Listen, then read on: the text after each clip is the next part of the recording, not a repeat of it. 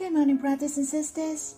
Do you remember there is one thing which is necessary, and that is to sit at the Lord's feet to listen to His voice. We have to dedicate some time, especially to draw near Him. When I draw near to Him, the first thing that I always think of is to think of His presence with me, to think of His being with me. I will voice out sometimes, "Oh Lord, you being with me now." Then I will think of His heart towards me. I will voice out as well, "Oh Lord, you're thinking of me, you're loving me, and you're watching over me." I will direct my spiritual eye to focus on the Lord first, to make sure He is with me right now with faith. This experience can help me for reading the Bible, hymn singing, and even in my prayers. It is easier for me to experience His presence with me. Therefore, it makes a difference. We can practice together. I'd like to share another praising from the Lord. That was a woman. She was a sinner. When Jesus was reclining at the table with the Pharisees, this woman was well known in town that she was a sinner. But this woman didn't conceal her iniquities. Instead, she was in great need. She wanted to see the Lord and anoint Him with ointment. She cried that her tears had wet the Lord's feet and dried it with her hair and kissed it. This woman might be kneeling down or bending down before the Lord. The Pharisees criticized why the Lord accepted the expression from this woman, for she was a sinner.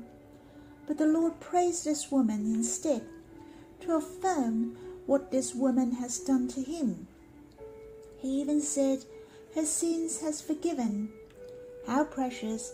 The Lord even praised the love of this woman was great. It's so precious that the Lord asked the woman to go in peace. It was then another affirmation to this woman. You see what a comfort that the Lord has given to this woman's heart, what a support she has from the Lord. I believe this woman's heart was full of confidence when she left. For she knew she was a sinner, but the Lord had mercy on her and she was forgiven. I believe she has a greater relief and a glorious relief in her spirit. She was tearing with her guiltiness when she came to see the Lord. I believe she was filled with the tears of gratitude when she left.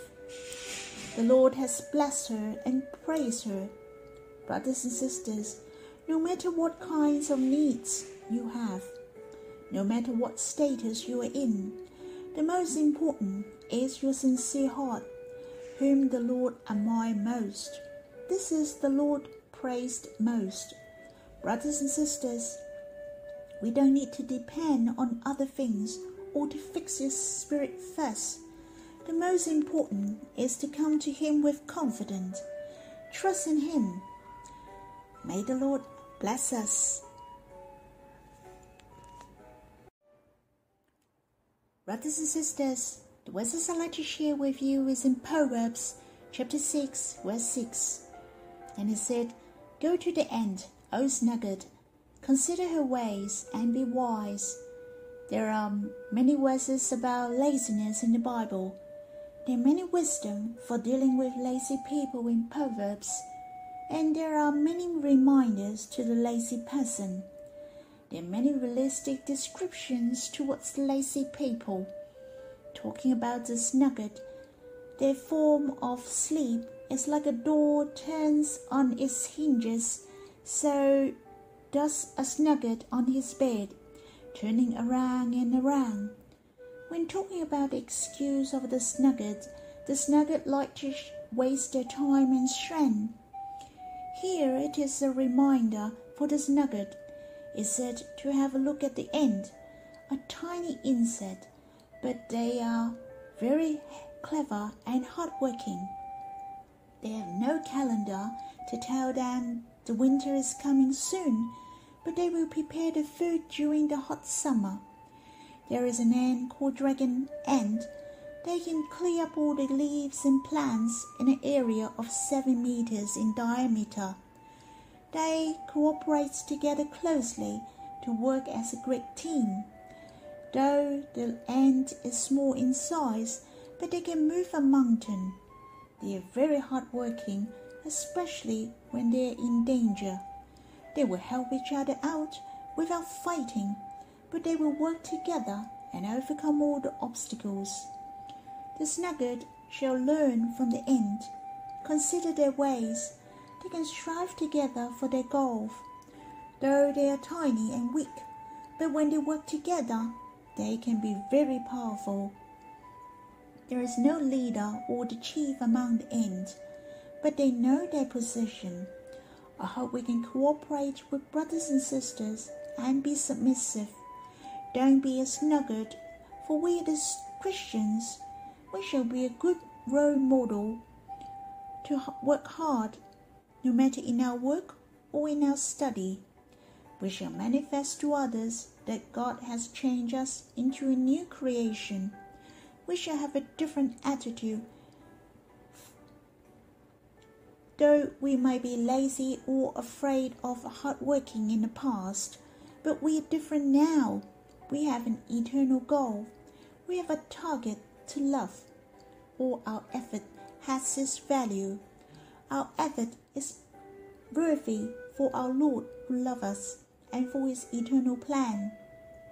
Brothers and sisters, I hope we can be a hard-working person in 2020. I have a story to tell you. There was a youngster who think all the work are hard work. All the jobs which he had tried could never last more than 10 days. His father was so worried and troubled. He went to his friend everywhere to look for the job for him. His friend came with a good news one day. He has found a job for this young man. There was nothing much he need to do. All he has to do is to sit on a chair. Then he could finish his work for the whole day.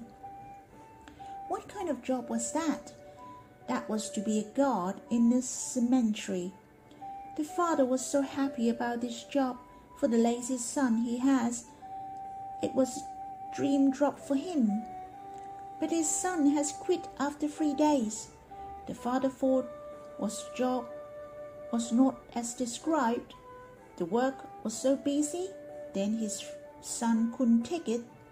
Then the father asked his son, "Was it so busy that you need to quit?"